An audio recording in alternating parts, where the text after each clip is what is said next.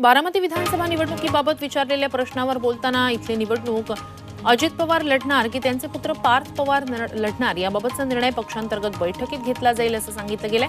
तर मुख्यमंत्री पदाचा चेहरा एकनाथ शिंदेच राहणार असल्याचंही त्यांनी स्पष्ट केलं. राष्ट्रवादी काँग्रेस पक्ष नाव आणि घड्याळ चिन्हासंदर्भातील याचिकेवर आज सुप्रीम कोर्टात सुनावणी होणार आहे. एनसीपी शरदचंद्र पवार यांच्या गटाकडून निवडणूक आयोगाच्या निर्णयाविरोधात ही याचिका दाखल करण्यात आली आहे. राष्ट्रवादी काँग्रेस आमदार अपात्रता प्रकरणावरही आज सुनावणी होण्याची शक्यता आहे. न्यायमूर्ती सूर्यकांत आणि न्यायमूर्ती भुयान यांच्या पीठासमोर ही सुनावणी होणार आहे. आदित्य ठाकरे विधानसभा निहाय दौरा सुरू करतायत. आज ते कर्जत आणि उरण विधानसभेचा दौरा करणार आहेत. कर्जतच्या शेळके हॉलमध्ये ते पदाधिकाऱ्यांशी संवाद साधतील, तर जेएनपीटी इथल्या मल्टीपर्पज हॉलमध्ये ते संध्याकाळी पदाधिकाऱ्यांकडून परिस्थिती जाणून घेणार आहेत. उद्धव ठाकरेंसोबत विश्वासघात झाला. ठाकरे पुन्हा मुख्यमंत्री झाल्याशिवाय दुःख हलकं होणार नाही असं वक्तव्य शंकराचार्य स्वामी अभिमुक्तेश्वरानंद यांनी केलं. शंकराचार्यांनी सोमवारी मातोश्रीवर जाऊन उद्धव ठाकरेंची भेट घेतली, त्यानंतर ते बोलत होते.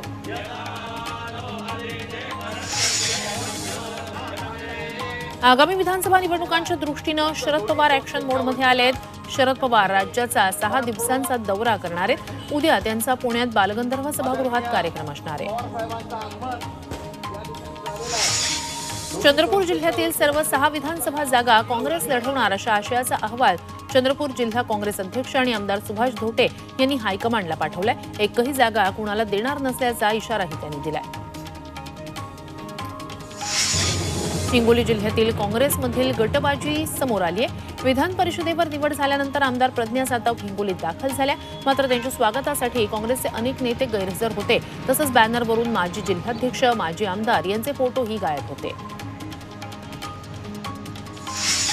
विधानसभा निवडणुकीपूर्वी भाजप राज्यस्तरीय संवाद यात्रा आयोजित करणार अशी माहिती भाजप प्रदेशाध्यक्ष चंद्रशेखर बावनकुळे यांनी दिली आहे. तर 21 जुलैला पुण्यात 5000 भाजप पदाधिकाऱ्यांचं अधिवेशन होणार असल्याचंही त्यांनी सांगितलं.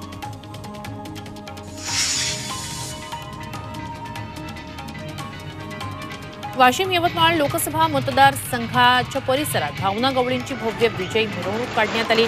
या मिरवणुकीत रिसोड शहरात ठिकठिकाणी भावना गवळी यांचं स्वागत करण्यात आलं.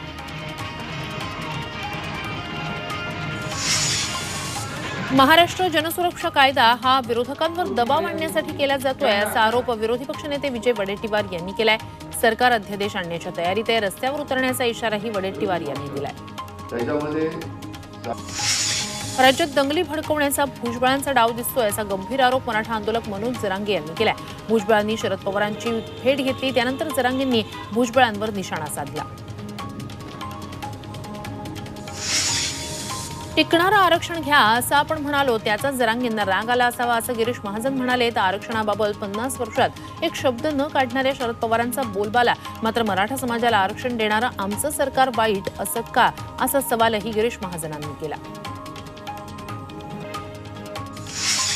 मराठा आणि ओबीसी वाद मिटवण्यासाठी मुख्यमंत्री आणि गृहमंत्री अपयशी ठरले का, म्हणून शरद पवारांची भुजबळांनी भेट घेतली का, असा सवाल विरोधी पक्षनेते विजय वडेट्टीवार यांनी केलाय. भुजबळांनी शरद पवारांची भेट घेतली, त्यावरून वडेट्टीवारांनी प्रश्न उपस्थित केलाय. धाराशिव जिल्हाधिकारी कार्यालयासमोर धनगर समाजाच्या 4 जणांनी आमरण उपोषण सुरू केलं. धनगर समाजाला अनुसूचित जमातीचं प्रमाणपत्र द्यावं अशी उपोषणकर्त्यांची प्रमुख मागणी आहे. वारंवार यासाठी आंदोलनं करूनही दखल घेतली गेली नाहीये, म्हणूनच आता त्यांनी उपोषणाचं हत्यार उपसलंय.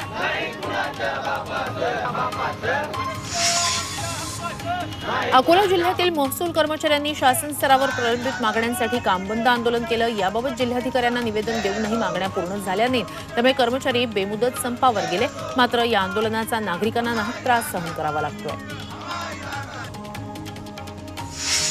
धाराशिवमधील महसूल कर्मचाऱ्यांनी लेखणी बंद आंदोलन सुरू केलंय. आंदोलनात 250 महसूल कर्मचारी सहभागी झाले. शासनानं जुनी पेन्शन योजना लागू करावी, कर्मचाऱ्यांचे पगार नियमित होण्यासाठी शासन निर्णय करावा, अशा विविध मागण्यांसाठी आंदोलन करण्यात आलं.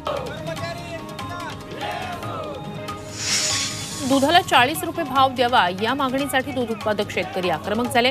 अकोले तालुक्यातील कोतुळ इथे गेल्या 10 दिवसापासून शेतकरी ठिय्या आंदोलन करतायत. सरकारविरोधात जोरदार घोषणाबाजी करत शेतकऱ्यांनी दुधाची हंडी फोडत अभिषेक करत सरकारचा निषेध नोंदवला. वर्ध्यात महसूल कर्मचाऱ्यांनी काम बंद ठेवून कार्यालयासमोर आंदोलन केलं। महसूल विभागाचा आकृतीबंध लवकर मंजूर करावा यासह विविध मागण्यांसाठी संप पुकारण्यात आला। मागण्या मान्य न केल्यास तीव्र आंदोलनाचा इशारा देण्यात आला।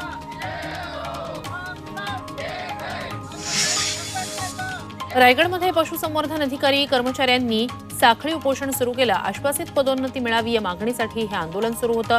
यावेळी जिल्हा पशुसंवर्धन अधिकाऱ्यांनी आश्वासन दिल्यानंतर तातडीनं आंदोलन मागे घेण्यात आलं। नंदुरबारमध्ये महापुरुषांच्या आक्षेपार्ह पोस्टच्या निषेधार्थ सकल हिंदू समाजाच्या वतीनं शहर बंद करण्याचं आवाहन करण्यात आलं। तर या शहर बंदला नंदुरबारमधून 100% प्रतिसाद मिळाला। यावेळी सर्वच ठिकाणी पोलीस बंदोबस्त तैनात करण्यात आला। संभाजीराजे छत्रपतींना अटक करा अशी मागणी कोल्हापूर जिल्ह्यातील मुस्लिम समाजानं केली। विशाळगडाच्या पायथ्याला झालेल्या तोडफोडीसाठी जिल्ह्यातील मुस्लिम समाजानं निदर्शनं केली। या घटनेसाठी संभाजीराजेंना अटक करा या मागणीचं निवेदन त्यांनी जिल्हाधिकाऱ्यांना दिलं।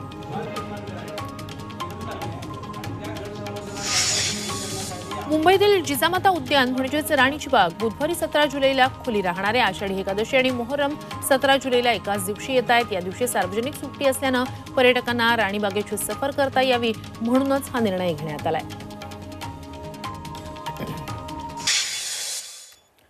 अकोला जिल्ह्यातील बार्शी टाकळी शहरात मुसळधार पाऊस झाला।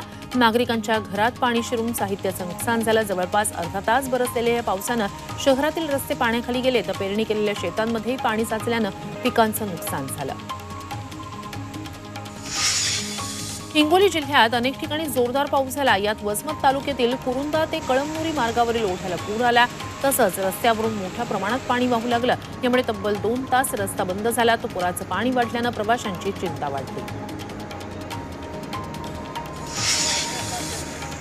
परभणीच्या सेलू शहरासह ग्रामीण भागात पावसानं जोरदार हजेरी लावली आहे। गेल्या काही दिवसापासून पावसानं उघडीप दिल्यानं पिकांचं नुकसान होत होतं, मात्र आता झालेल्या पावसानं शेतकऱ्यांना दिलासा मिळालाय।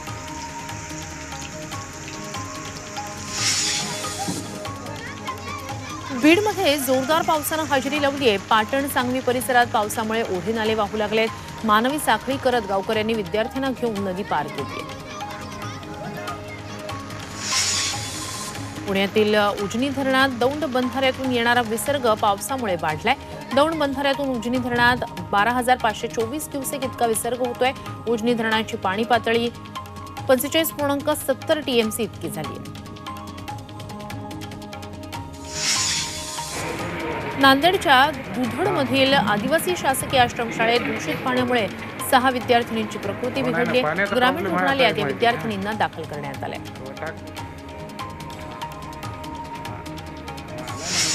पालघरमध्ये मुंबई अहमदाबाद राष्ट्रीय महामार्गावर रोजच प्रचंड वाहतूक कोंडी होते। पालघरवासियांना मुंबई आणि गुजरातच्या दिशेने जर जायचं असेल तर 8 ते 10 तास वाहतूक कोंडीतून प्रवास करावा लागतोय। यावर तोडगा काढण्याची मागणी होतीये। यवतमाळच्या उमरखेड पंचायत समितीमध्येच विद्यार्थ्यांनी वर्ग भरवला।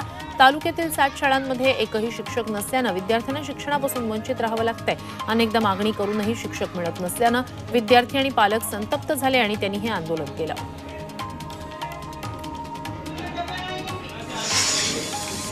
संभाजीनगर शहरात बिबट्याचं दर्शन झालंय। शहराचा मध्यवर्ती भाग असलेल्या खिवनसरा पार्क भागात बिबट्या सीसीटीव्हीत चित्रित झालेला आहे। त्यानंतर वन विभागानं दिवसभर हा परिसर आणि लगतच्या भागात तपासणी केली, मात्र बिबट्या आढळला नाही।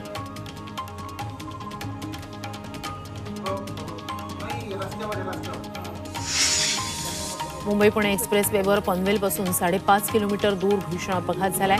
भाविकांना घेऊन पंढरपूरला जाणाऱ्या खासगी बसची ट्रॅक्टरला जोरात धडक बसली।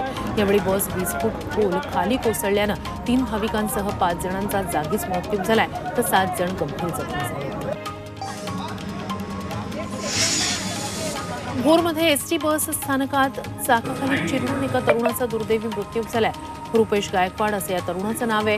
तरुणाच्या पायाला दुखापत झाली होती म्हणून तो एसटी बसच्या समोर थोडा वेळ थांबला, मात्र त्याच वेळी एसटी बस सुरू झाली आणि बसचं चाक अंगावरून गेल्यानं रुपेश गायकवाडचा मृत्यू झाला। सोलापूर जिल्ह्यातल्या सांगोला तालुक्यात एसटी बसचा अपघात झालाय। दहिवडीत 120 प्रवाशांनी खचाखच भरलेली एसटी उलटली। निकृष्ट रस्ता आणि खचलेली साईड पट्टी यामुळे हा अपघात झाल्याचं प्रवाशांनी सांगितलं। यात 2 शाळकरी विद्यार्थी गंभीर जखमी झालेत।